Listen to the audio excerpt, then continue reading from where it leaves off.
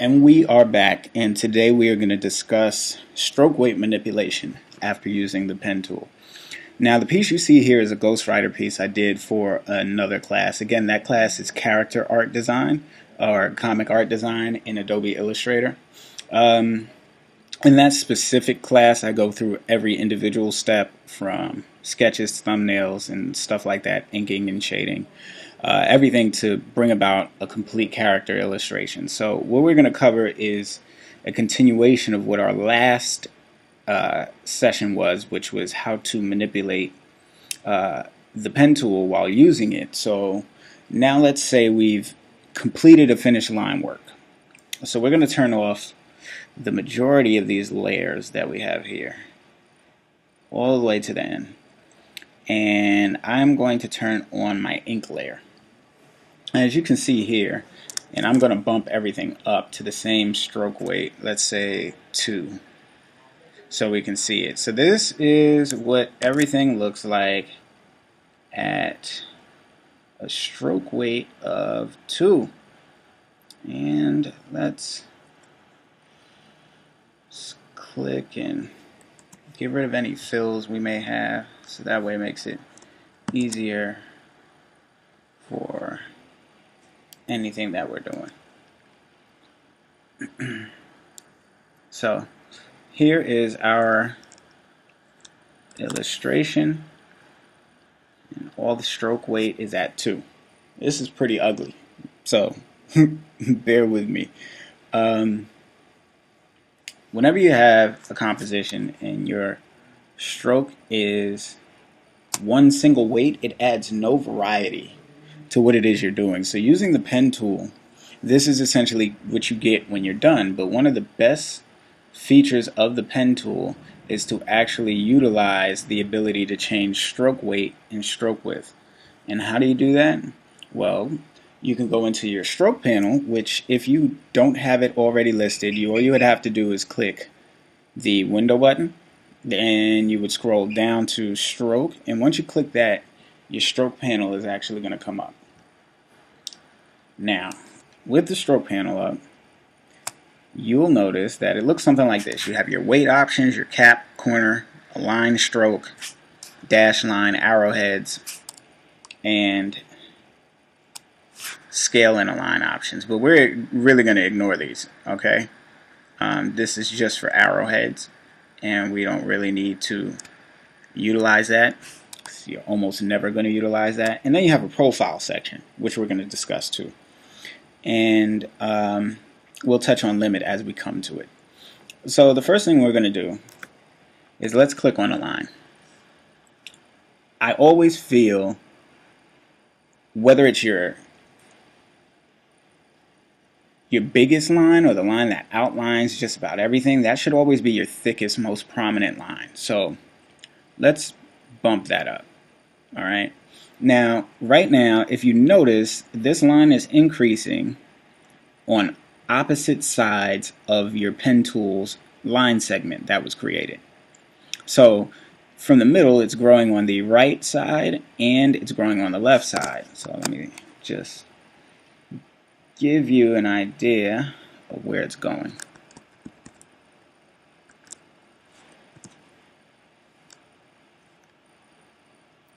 We are VR. Alright, we are growing from this middle section, like, that's ugly. Let's create this. Alright, that's the middle section of the actual stroke. And it's growing outward in both directions. Every time we change that weight of the stroke, you'll notice it grows outward if we're increasing it, or inward. So how is that governed? That's actually governed by the align stroke option. Alright, so the first option is align stroke to center. That means the center of the stroke is actually going to be where your line is. Now there are two other options. There's align stroke to inside and align stroke to outside. If we click inside, you'll notice that wherever the stroke is, it's seen as almost a border. And then increasing the weight means that it pulls into the illustration further, and decreasing pulls it out. Now, if we were to do outline or align stroke to outside, it's the opposite. it now grows outward when you increase the stroke and inward when you're decreasing it. Okay. And depending upon what it is you want to do, you're going to use one of these three options. Now I'm going to tell you this. There is a specific tool, and it is the stroke width tool that allows you to manipulate various stroke widths at points. You can either create new anchor points, or you can create it at a specific anchor point and you can increase or decrease that specific width. And that is with the Shift W key, or if you scroll down and you're looking in your toolbar, you'll see the width tool. Or if it's like this, this is 1, 2, 2, 4, 6, 8, 10, 12, 14. The 15th icon. Alright? And you can actually grab and pull in and out to manipulate the size of the stroke in that area. If you notice, it's very, very thin in that area. But if you were to pick one of these others, it's not going to let you do it. And you'll notice that by the little icon that says no as soon as you try it. So you have to actually have weight on both sides of your stroke in order for you to manipulate it.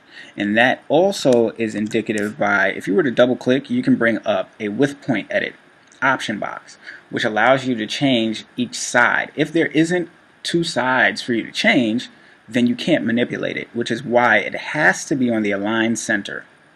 So align stroke to center is the only way you can use that width tool. But it helps because it allows you to manipulate points if you want them to be independent of other points, but keep it along the same stroke, as opposed to creating several different strokes. Different strokes for different folks. Anyway, so the other options you have are the cap and the corner. Now the cap is how your end point actually looks. Alright, so let's look at one of these strokes. Let's increase this weight. And you'll notice right now the cap is set to butt cap. Alright, and it's literally butt, like B-U-T-T. It's not B-U-T cap, but butt cap. So you'll notice the very end point is the end of it. And if you look at it and you want to be funny, it actually looks like a butt crack when you're doing this. But it's at the end, right in the middle of that anchor point. Now, if we were to cap it off and make it round, now it rounds in a perfect circle that end point of that line segment. So those anchor points are going to get rounded out. Now, if we were to go back, now we're going to go to the butt cap to see what the difference is with projecting cap. If you look at the icons, you can kind of tell. Like this one cuts through that little anchor point, this one makes a circle around the anchor point, and this one looks like it goes beyond it. So once we click it, you'll notice that it stretches outward beyond that anchor point. So that's the difference between your cap options. Sometimes you will want to choose different cap options. I typically will stay with the butt cap, or I will go with a rounded cap. I don't particularly care for projecting caps. They have no significance to me. And then we can move on to the corners section. Now the corners are really for items with corners. It's how you want the corner itself to appear when you're doing it. Okay? So you have three options. You have the miter join, a round join, or bevel join. And you can look at these again. A miter is a straight, sharp corner. It's an exact point. It only has one point to that corner, inside and out. For the round join, it has a, as you'll see when we change it, it has a point for the inner corner, but the outer corner is actually rounded. And if we were to change it to a bevel join, you'll notice that there's still a point for the inner corner, but the outer corner now has 2 points. They're points, they're not curved, but there are 2 of them, so it bevels out that edge on your stroke. And you can see it better as we increase the size. Now,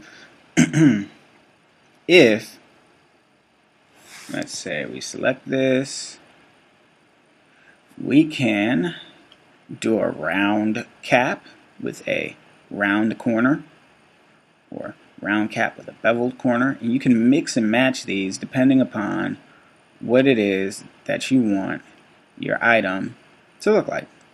Okay?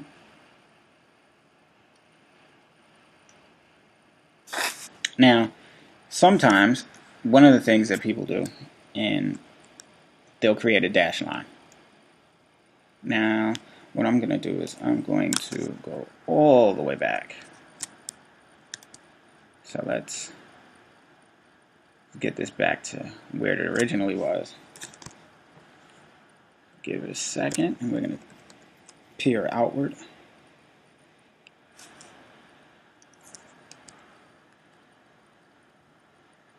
You'll notice the weight is increasing and decreasing. I'm just doing a lot of undos. I have about 100 undo states in my work, so this is pretty regular.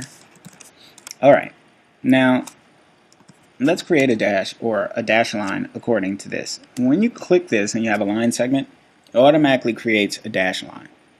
And you can use this in anything that's representing embroidery or something that has rivets. It just depends on how you want to create it. So you can change it by increasing or decreasing the dash size. And you can use your up or down arrows to increase or decrease. You can actually change the gap by going to the next section. It will change the spacing in between each item. And then let's say you wanted to add variation, you could change it to a different size for the next set of dashes and for the next set of gaps, and so on and so forth on down the line. Another thing you can do is you can change the actual dash and gap lengths and whether it preserves it or it aligns them to the corners and the path ends. Okay? You can turn it off, you can turn it back on. It will keep what you've already input in the dash and gap area. Now, we're not going to cover arrowheads, but they are pretty self-explanatory. You click one when you have a line segment, it makes an arrowhead. You can change the direction, scale the arrowhead in accordance to the segment. It's fairly self-explanatory. It doesn't really do much other than make arrows. And we're not impressed, right? Great.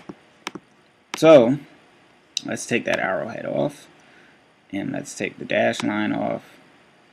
Actually, let's keep the dash line on. One of the other things you can do is you can actually change the appearance of the shape of the dash line if you fool around with the cap. And you'll notice the cap will make your dashes seem oval or a rounded rectangle in nature. So you have options with how your dash line can actually look, and it will change again depending upon how you increase or decrease your length of your dash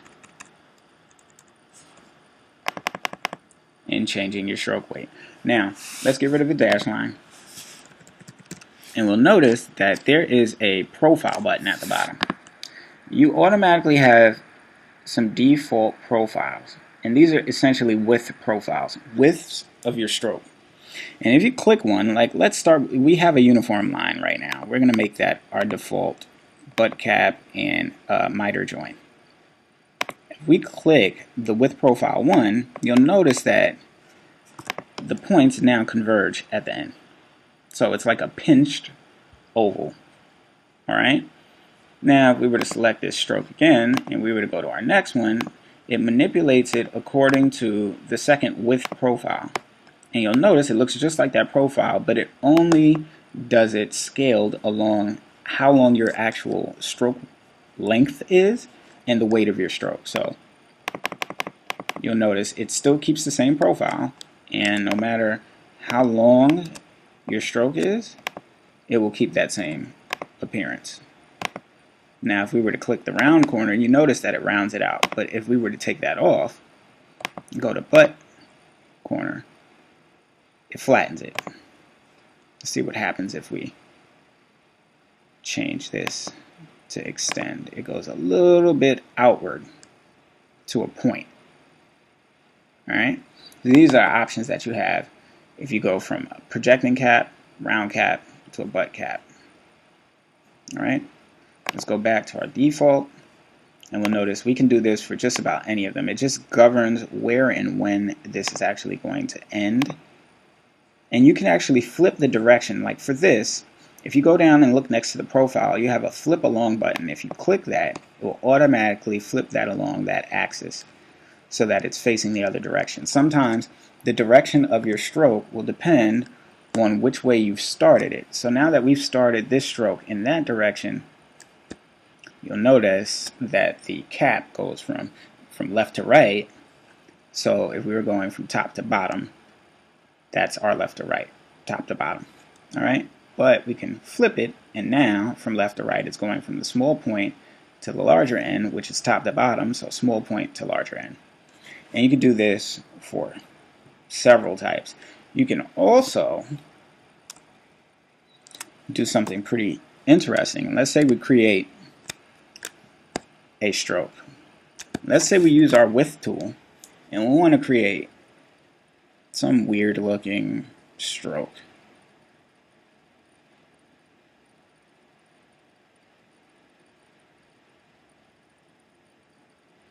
Alright, let's say this is our stroke. What we can do is we can actually select that, and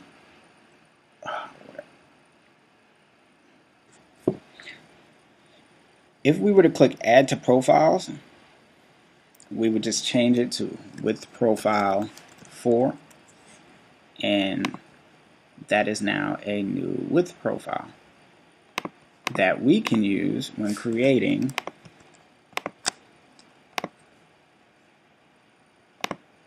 any of our new stroke weights. And you'll notice that as we increase it, it now takes on the appearance of the one we just created.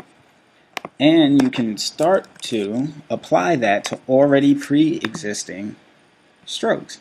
So if we go back to Ghostwriter and we were to apply it, you'll notice, again, it scales according to how long the actual stroke is, but this is in essence the same width profile that is displayed here, just along this long stroke, or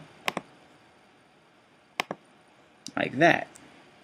And you can tell where it starts and stops by where these 2 points would actually converge, the beginning and the end point, which would be the smallest points on the actual stroke, which for us we can find right in this area right here. So this is actually our beginning and end point for this line. And if we were to separate these 2 lines, you'll notice nothing changes. That's how you know that is our point that we started from. But if we were to separate it, like let's say here, and we know for a fact this isn't our starting point, pay attention to what happens to the line. Now it's shifted, and that's where our starting and end point is. So there are a bunch of different ways you can actually manipulate a line segment after you've created it with the pen tool, and you can get pretty creative with it. And that's pretty much it. We're going to cover just one last bit in this before I let you guys go, and you can take this and figure out what you're going to do with it. But let me delete a few of these, get them out the way. Let's go back to the default width, the uniform one, and bring it back down to 2. Alright. There's a limit. Now this limit is your miter limit. Alright? Essentially what your miter limit does is it determines how sharp your angles will be depending upon how you've altered the way that that angle is, how sharp it's turning, actually. It's a better way to explain it. So if we look here and we notice that this, I'm going to give you some color here so you can see what I'm talking about.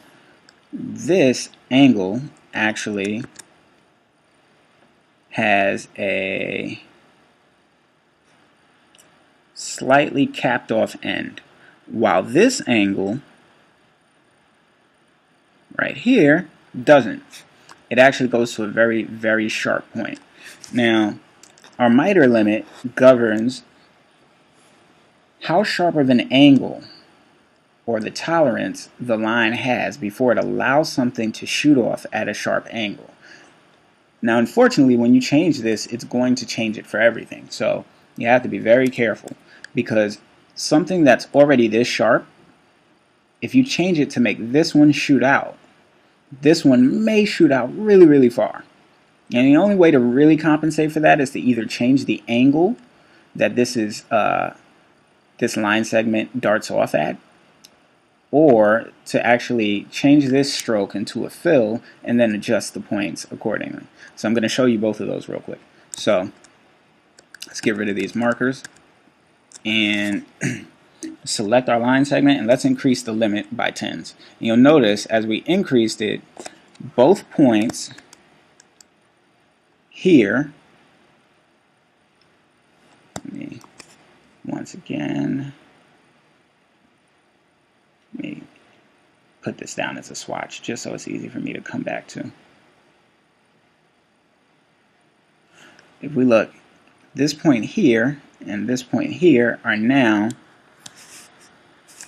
points that shoot straight off of the edge, when prior, when we had a 10 miter limit, they had butt caps.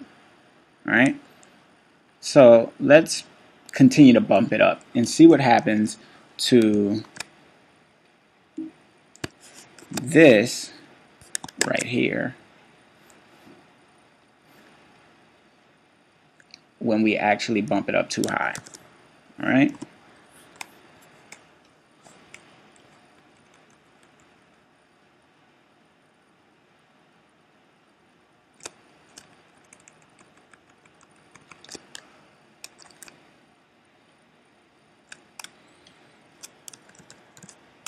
Now, because this was a regular angle, it stays along the same way, and it scales proportionately.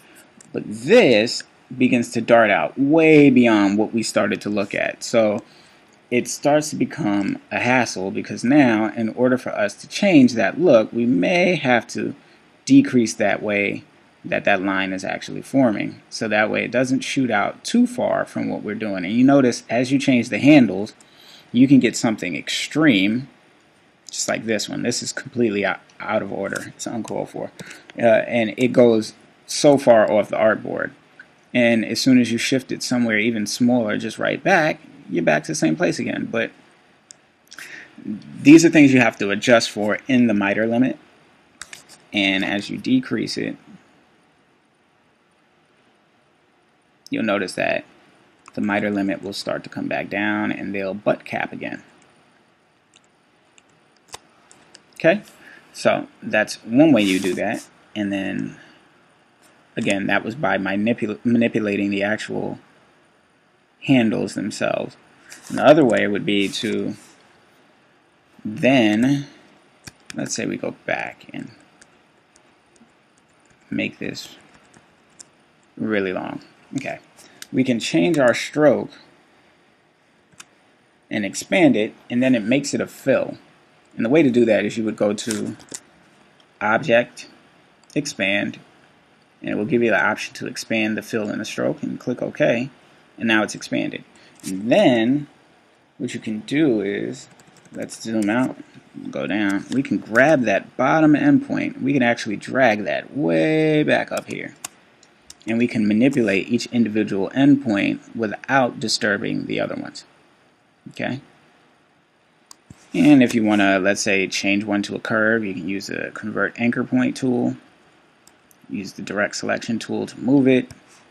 You can remove a closed endpoint, which keeps the fill,